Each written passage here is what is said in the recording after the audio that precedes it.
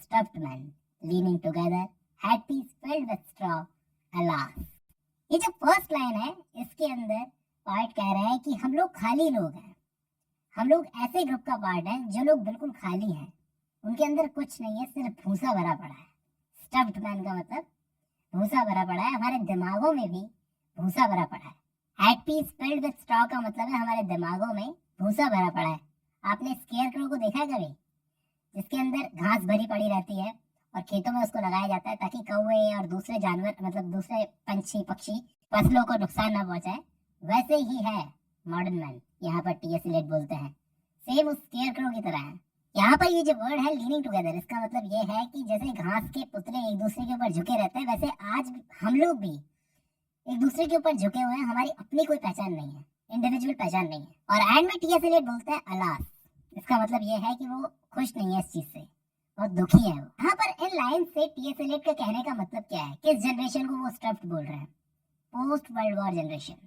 यानी ये जो पोएम लिखी गई है ये वर्ल्ड वॉर के बाद की लिखी हुई पोएम है। मतलब एक ऐसी जनरेशन हो गए हम लोग जो एक दूसरे को मारने से पीछे नहीं हटती, हम लोगों के पास सोचने की शक्ति खत्म हो गई है।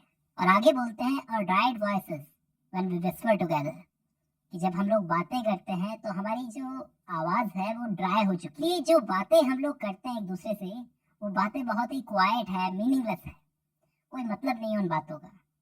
जैसे as bend and dry grass और rats feet over broken glass.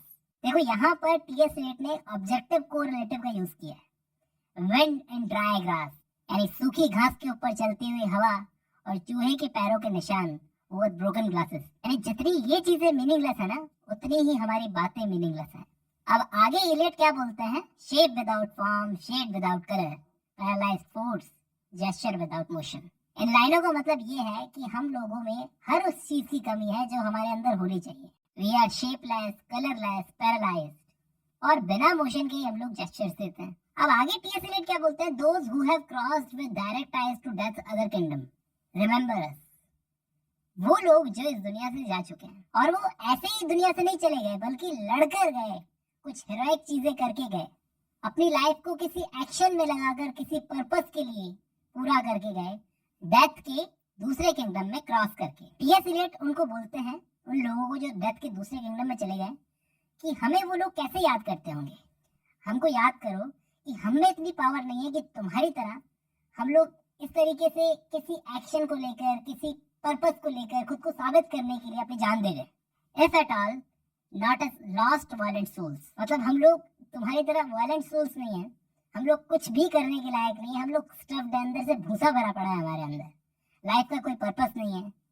तुम लोगों को तो इसलिए याद किया जाता है कि तुम्हारे अंदर एक पर्पस था जिंदगी को लेकर, कि तुम्हें जिंदगी में ये करना है। हमारे पास तो कोई पर्पस ही नहीं है। We are hollow man, stuffed man, हम तो भरे पड़े अंदर से, हम लोगों के पास तो सोचने की शक्ति नहीं है पर्पस क्या होगा। दोस्तों यहाँ पर टीएस इलियट ने दाते के पुराने वर्क का रेफरेंस लिया है यहाँ पर, ये डेथ की अदर वैली या डेथ का अदर किंगडम। टीएस इलियट अगर किसी वर्क का रेफरेंस ले रहे हैं, पैराडाइज लॉस्ट का या फिर दाते के वर्क का रेफरेंस ले रहे हैं, तो आपको चौंकने की बात नहीं है इसमें, क्योंकि टीएस इलियट ऐसा करते रहते थे अपने वर्क्स के अंदर, पुराने वर्क्स का रेफरेंस लेते रहते थे। इस पोएम का फर्स्ट पार्ट यहीं पर खत्म होता है, सेकंड पार्ट की तरफ बढ़ते हैं। वो यहाँ पर बोलते हैं, eyes I dare not meet in dreams in death's dream kingdom, these do not appear. यहाँ पर टीएस इलियट बड़ी कमाल की बात कहते हैं कि मैं सोते हुए भी, मतलब ड्रीम्स के अंदर भी, मैं इतनी हिम्मत नहीं कर सकता कि मरने के बाद जब मैं उस डेथ के दूसरे किंगडम में जाऊं तो वहां पर मुझे जो आंखें दिखती है मैं उनका सामना कर सकूं, क्योंकि मैं बहुत खुद को छोटा फील करूंगा वहां पर। इसलिए इलियट यहाँ पर एक और लाइन बोलते हैं, sunlight on a broken column, मतलब उन आंखों की जो चमक होगी वो सनलाइट से कंपेयर कर रहे हैं यहाँ पर, और बोलते हैं कि वो भी मुझे ब्रोकन कॉलम में से दिखेगी। There is a tree swinging and voices are in the wind singing, more distant and more solemn than the fading star। पेड़ भी दिखता है टीएस इलियट को, वो बोलते हैं कि मुझे एक पेड़ भी दिखता है जो हवा से इधर उधर स्विंग कर रहा था, और हवा जब उसमें से चल रही थी तो एक आवाज भी आ रही थी, विंड की आवाज आ रही थी। जब पास होती है तो हवा से आवाज आती है पेड़ों के अंदर।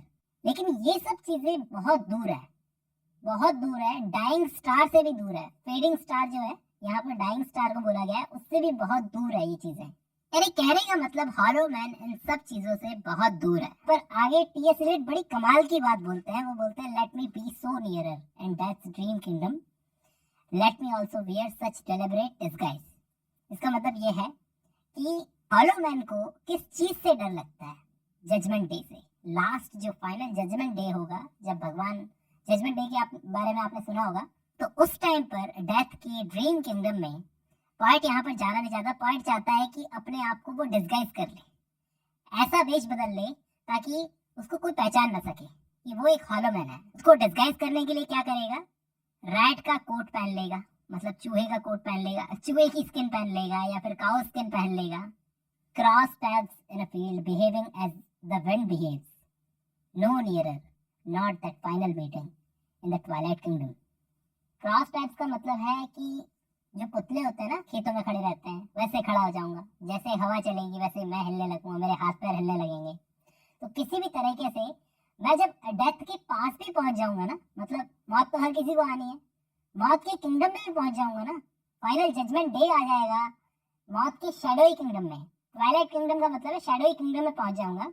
तो उस वक्त भी फाइनल मीटिंग के टाइम पर भी मैं खुद को डिस्गाइज करने की कोशिश करूंगा, खुद को बचाने की कोशिश करूंगा। अब यहाँ पर टीएस एलियट अपनी तरफ से और सारे हॉलोमैन की तरफ से क्या कह रहे हैं? I am not prepared for the judgement day. मैं जजमेंट डे के लिए तैयार नहीं हूँ, इसलिए मैं खुद को बचाने की कोशिश करूंगा।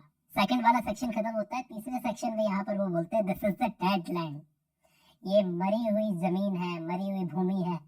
दिस इज कैक्टस लैंड, इस जमीन पर तुम्हें कैक्टस के पौधे मिलेंगे, बस जो रेगिस्तान के अंदर पाए जाते हैं ना वैसे। Here the stone images are raised, यहाँ पर इस जमीन पर स्टोन की इमेजेस खड़ी की गई है, मतलब पत्थरों की मूर्तियां बनाई गई है इस जमीन पर। Here they receive the supplication of dead man's hand under the twinkle of a fading star। और यहाँ पर लोग जो है अपना सिर झुकाते हैं उन मूर्तियों के आगे, अपना सिर उन मूर्तियों के आगे झुकाते हैं और ऊपर वो फेडिंग स्टार सब कुछ देख रहा होता है, under the twinkle of a fading star. ठीक है, तो यहाँ पर उनकी कहने का मतलब ये है कि इनकी प्रेयर्स भी जो है ना, वो वैसी प्रेयर्स नहीं है जो दिल में से निकलती है, आपकी सोल में से, लिविंग सोल में से निकलती है। सब दिखावटी है। आगे वाली लाइनों में बड़ी कमाल की बात कहते हैं टीएस एलियट, बोलते हैं कि ये जो जगह है यहाँ पर डेथ ही राजा है। मतलब यहाँ पर लोग उठते तो हैं जिनके दिलों में प्यार तो है, लेकिन हम लोग उस प्यार को अपने लिप्स से कैसे जताते हैं? हम लोग रोज सुबह उठते हैं अकेले, एक दूसरे को किस करने के बजाय पत्थरों की प्रेयर्स के लिए अपने लिप्स का यूज करते हैं। अब यहाँ तक मैंने 3 सेक्शंस को डिस्कस किया है, बाकी के 2 सेक्शंस हम लोग नेक्स्ट वीडियो में कवर करेंगे।